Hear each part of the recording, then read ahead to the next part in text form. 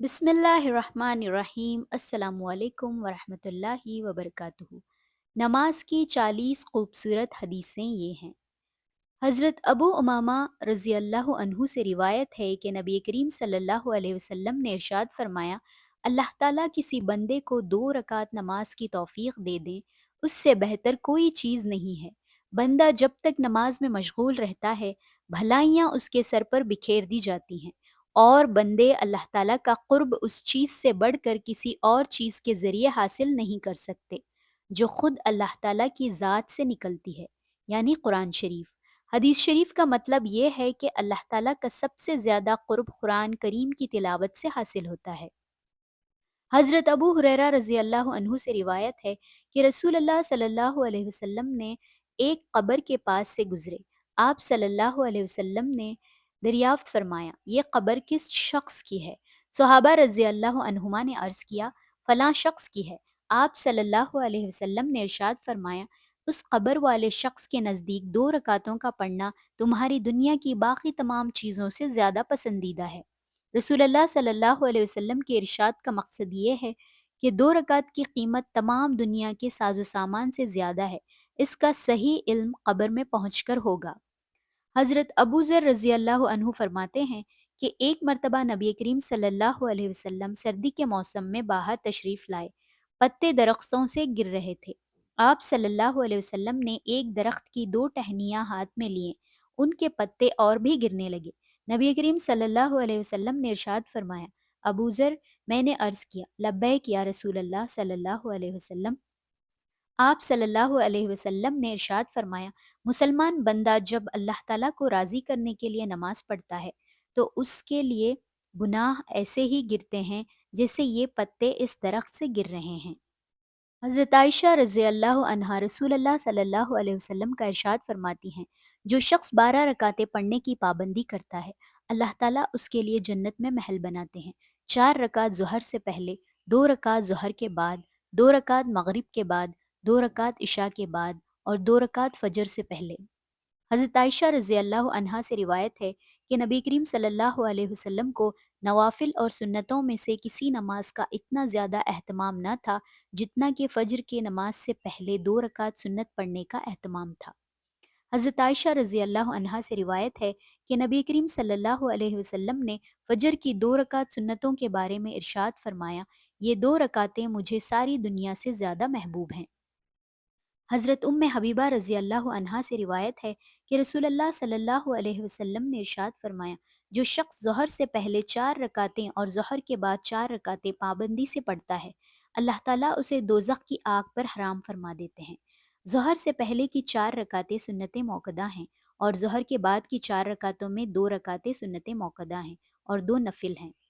हज़रत उम्मे हबीबा रज़ी अल्लाह अन्हा से रिवायत है कि रसूलुल्लाह सल्लल्लाहु अलैहि वसल्लम ने इरशाद फरमाया, जो भी मोमिन बंदा ज़ोहर के बाद 4 रकातें पढ़ता है, उसे जहन्नम की आग इंशाअल्लाह कभी नहीं छुएगी। हज़रत अब्दुल्ला बिन साइब रज़ी अल्लाह अन्हु से रिवायत है कि रसूलुल्लाह सल्लल्लाहु अलैहि वसल्लम ज़ोहर से पहले ज़वाल के बाद 4 रकात पढ़ते थे और आपने इरशाद फरमाया, ये वो घड़ी है जिसमें आसमान के दरवाज़े खोल दिए जाते हैं, इसलिए मैं चाहता हूँ कि इस घड़ी में मेरा कोई नेक अमल आसमान की तरफ जाए। ज़ोहर से पहले की 4 रकात से मुराद 4 रकात सुन्नत मौक़दा है और बाज़ उलमा के नज़दीक ज़वाल के बाद ये 4 रकात ज़ोहर की सुन्नत मौक़दा के अलावा है। हज़रत अब्दुल्ला बिन उमर रज़ी अल्लाह अन्हुमा से रिवायत है कि रसूलुल्लाह सल्लल्लाहु अलैहि वसल्लम ने इरशाद फरमाया, अल्लाह ताला उस शख्स पर रहम फरमाए जो असर से पहले 4 रकात पढ़ता है। हज़रत अबू हुरैरा रज़ी अल्लाह अन्हु से रिवायत है कि रसूलुल्लाह सल्लल्लाहु अलैहि वसल्लम ने इरशाद फरमाया, जो शख्स रमज़ान की रात में अल्लाह ताला के वादों पर यकीन करते हुए और उसके अज्र व इनाम के शौक़ में नमाज़ पढ़ता है, उसके पिछले सब गुनाह माफ़ हो जाते हैं। हज़रत अब्दुर्रहमान रज़ी अल्लाह अन्हु से रिवायत है कि रसूलुल्लाह सल्लल्लाहु अलैहि वसल्लम ने एक मर्तबा रमज़ान के महीने का ज़िक्र करते हुए इरशाद फरमाया, ये एक ऐसा महीना है कि जिसके रोज़ों को अल्लाह ताला ने तुम पर फ़र्ज़ किया है और मैंने तुम्हारे लिए इसकी तरावी को सुन्नत करार दिया है। जो शख्स अल्लाह ताला के वादों पर यकीन करते हुए और उसके अज्र व इनाम के शौक़ में इस महीने के रोज़े रखता है और तरावी पढ़ता है, वो गुनाहों से इस तरह पाक साफ़ हो जाता है जैसा कि अपनी माँ से आज ही पैदा हुआ हो। حضرت ابو فاطمہ رضی اللہ عنہ فرماتے ہیں کہ مجھ سے نبی کریم صلی اللہ علیہ وسلم نے ارشاد فرمایا،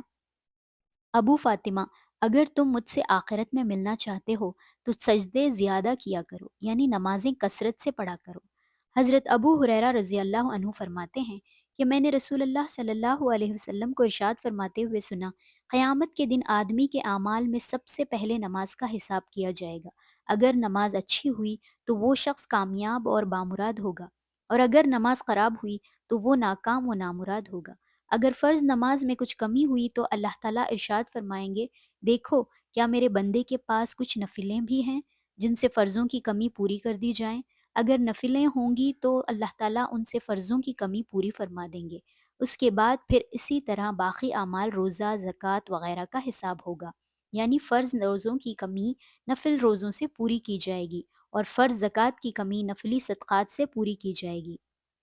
حضرت ابو امامہ رضی اللہ عنہ سے روایت ہے کہ نبی کریم صلی اللہ علیہ وسلم نے ارشاد فرمایا، میرے دوستوں میں میرے نزدیک زیادہ قابل رشک وہ مومن ہے جو ہلکا پھلکا ہو، یعنی دنیا کے ساز و سامان اور اہل و عیال کا زیادہ بوجھ نہ ہو، نماز سے اس کو بڑا حصہ ملا ہو، یعنی نوافل کثرت سے پڑھتا ہو، اپنے رب کی عبادت اچھی طرح کرتا ہو، اللہ تعالیٰ کی اطاعت جس طرح ظاہر میں کرتا ہو اسی طرح تنہائی میں بھی کرتا ہو، لوگوں میں گمنام ہو،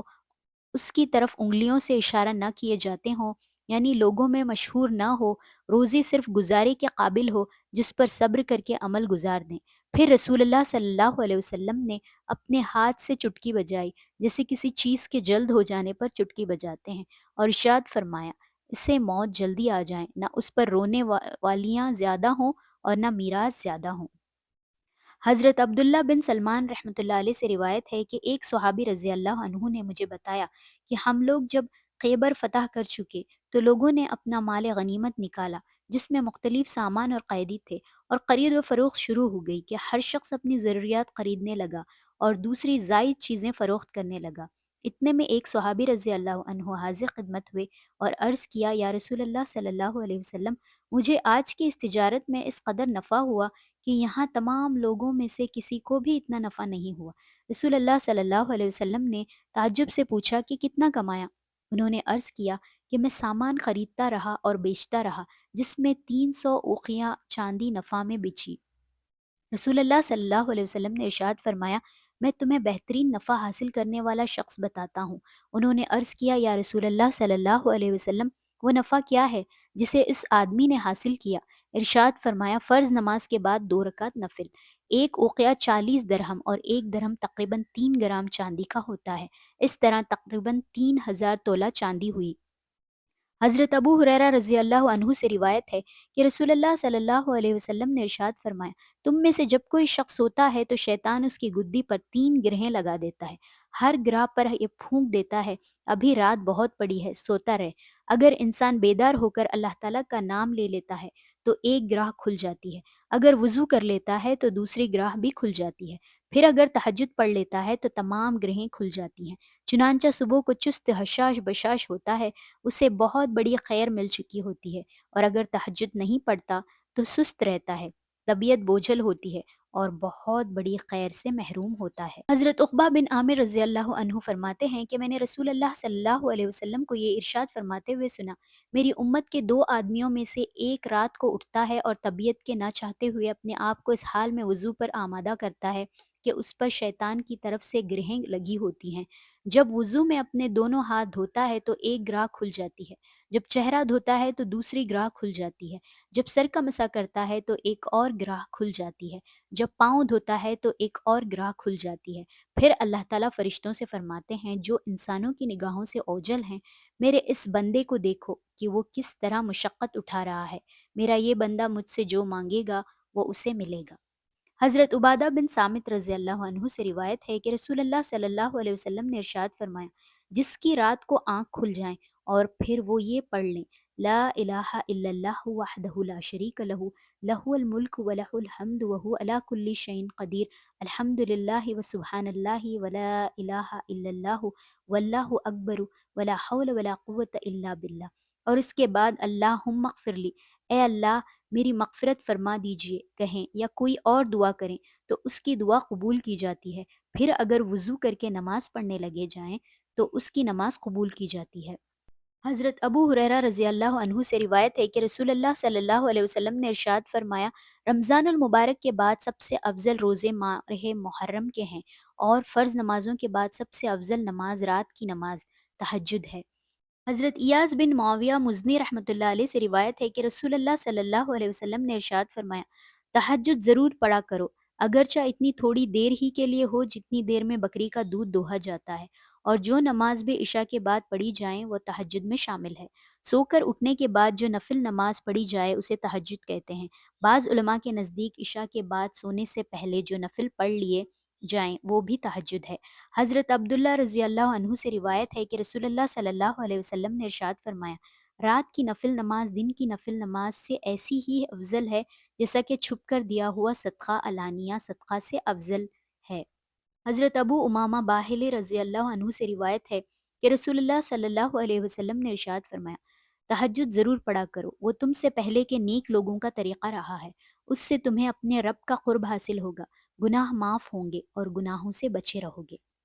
حضرت ابو مالک اشعری رضی اللہ عنہ سے روایت ہے کہ نبی کریم صلی اللہ علیہ وسلم نے ارشاد فرمایا، جنت میں ایسے بالا خانے ہیں جن میں اندر کی چیزیں باہر سے اور باہر کی چیزیں اندر سے نظر آتی ہیں۔ یہ بالا خانے اللہ تعالیٰ نے ان لوگوں کے لیے تیار فرمائے ہیں جو لوگوں کو کھانا کھلاتے ہیں، خوب سلام پھیلاتے ہیں اور رات کو اس وقت نماز پڑھتے ہیں جو لوگ سو رہے ہوتے ہیں۔ حضرت سہل بن سعد رضی اللہ عنہما فرماتے ہیں کہ حضرت جبرائیل علیہ السلام نبی کریم صلی اللہ علیہ وسلم کی خدمت میں حاضر ہوئے اور عرض کیا، محمد صلی اللہ علیہ وسلم، آپ جتنا بھی زندہ رہیں ایک دن موت آنی ہے، آپ جو چاہیں عمل کریں اس کا بدلہ آپ کو دیا جائے گا، جس سے چاہیں محبت کریں، آخر ایک دن اس سے جدا ہونا ہے۔ جان لیجئے کہ مومن کی بزرگی تہجد پڑھنے میں ہے اور مومن کی عزت لوگوں سے بے نیاز رہنے میں ہے۔ حضرت عبداللہ بن عمرو بن عاص رضی اللہ عنہما فرماتے ہیں کہ رسول اللہ صلی اللہ علیہ وسلم نے مجھ سے ارشاد فرمایا، عبداللہ تم فلاں کی طرح مت ہو جانا کہ وہ رات کو تہجد پڑھا کرتا تھا پھر تہجد چھوڑ دی۔ مطلب یہ ہے کہ بلا کسی عذر کے اپنے دینی معمول کو چھوڑنا اچھی بات نہیں ہے۔ حضرت مطلب بن ربیعہ رضی اللہ عنہما فرماتے ہیں کہ رسول اللہ صلی اللہ علیہ وسلم نے ارشاد فرمایا، رات کی نماز دو دو رکعتیں ہیں، لہٰذا جب تم میں سے کوئی نماز پڑھے تو ہر دو رکعتوں کے آخر میں تشہد پڑھیں، پھر دعا میں اصرار کریں، مسکنت اختیار کریں، بے کسی اور کمزوری کا اظہار کریں۔ جس نے ایسا نہ کیا اس کی نماز ادھوری ہے۔ حضرت حذیفہ بن یمان رضی اللہ عنہ فرماتے ہیں کہ ایک رات میں نبی کریم صلی اللہ علیہ وسلم کے پاس سے گزرا۔ آپ صلی اللہ علیہ وسلم مدینہ منورہ میں مسجد میں نماز پڑھ رہے تھے۔ میں بھی آپ صلی اللہ علیہ وسلم کے پیچھے نماز پڑھنے کھڑا ہو گیا، اور مجھے یہ خیال تھا کہ آپ صلی اللہ علیہ وسلم کو یہ معلوم نہیں کہ میں آپ کے پیچھے نماز پڑھ رہا ہوں۔ آپ صلی اللہ علیہ وسلم نے سورہ بقرہ شروع فرمائی۔ میں نے اپنے دل میں کہا کہ 100 آیتوں پر رکوع فرمائیں گے، لیکن جب آپ صلی اللہ علیہ وسلم نے 100 آیتیں پڑھ لی اور رکوع نہ فرمایا تو میں نے سوچا کہ 200 آیتوں پر رکوع فرمائیں گے، مگر 200 آیتوں پر بھی رکوع نہ فرمایا تو مجھے خیال ہوا کہ سورت کے ختم پر رکوع فرمائیں گے۔ جب آپ صلی اللہ علیہ وسلم نے سورت ختم فرمائی تو اللہم لک الحمد اللہم لک الحمد 3 مرتبہ پڑھا، پھر سورہ آل عمران شروع فرمائی تو میں نے خیال کیا کہ اس کے ختم پر تو رکوع فرما ہی لیں گے۔ نبی کریم صلی اللہ علیہ وسلم نے یہ سورت ختم فرمائی لیکن رکوع نہیں فرمایا اور 3 مرتبہ اللہم لک الحمد پڑھا، پھر سورہ معاہدہ شروع فرما دی۔ میں نے سوچا سورہ معاہدہ کے ختم پر رکوع فرمائیں گے، چنانچہ آپ صلی اللہ علیہ وسلم نے سورہ معاہدہ کے ختم پر رکوع فرمایا تو میں نے آپ صلی اللہ علیہ وسلم کو رکوع میں سبحان ربی العظیم پڑھتے سنا، اور آپ اپنے ہونٹوں کو ہلا رہے تھے، جس کی وجہ سے میں سمجھا کہ آپ صلی اللہ علیہ وسلم اس کے ساتھ کچھ اور بھی پڑھ رہے ہیں۔ پھر آپ صلی اللہ علیہ وسلم نے سجدہ فرمایا اور میں نے آپ صلی اللہ علیہ وسلم کو سجدے میں سبحان ربی الاعلیٰ پڑھتے سنا، اور آپ صلی اللہ علیہ وسلم اپنے ہونٹوں کو ہلا رہے تھے، جس کی وجہ سے میں سمجھا کہ آپ صلی اللہ علیہ وسلم اس کے ساتھ کچھ اور بھی پڑھ رہے ہیں جس کو میں نہیں سمجھ رہا تھا۔ پھر دوسری رکعت میں سورہ انعام شروع فرمائی تو میں آپ صلی اللہ علیہ وسلم کو نماز پڑھتے ہوئے چھوڑ کر چلا آیا، کیونکہ میں رسول اللہ صلی اللہ علیہ وسلم کے ساتھ نماز پڑھنے کی مزید ہمت نہ کر سکا۔ حضرت ابو ہریرہ رضی اللہ عنہ سے روایت ہے کہ نبی کریم صلی اللہ علیہ وسلم نے ارشاد فرمایا، جو شخص کسی رات نماز میں 100 آیات پڑھ لیتا ہے وہ اس رات اللہ تعالیٰ کی عبادت سے غافل رہنے والوں میں شمار نہیں ہوتا، اور جو شخص کسی رات نماز میں 200 آیات پڑھ لیتا ہے وہ اس رات مخلص عبادت گزاروں میں شمار ہوتا ہے۔ حضرت ابو ہریرہ رضی اللہ عنہ سے روایت ہے کہ رسول اللہ صلی اللہ علیہ وسلم نے ارشاد فرمایا، قنطار 12,000 اوقیاں کا ہوتا ہے، ہر اوقیہ زمین و آسمان کے درمیان کی تمام چیزوں سے بہتر ہے۔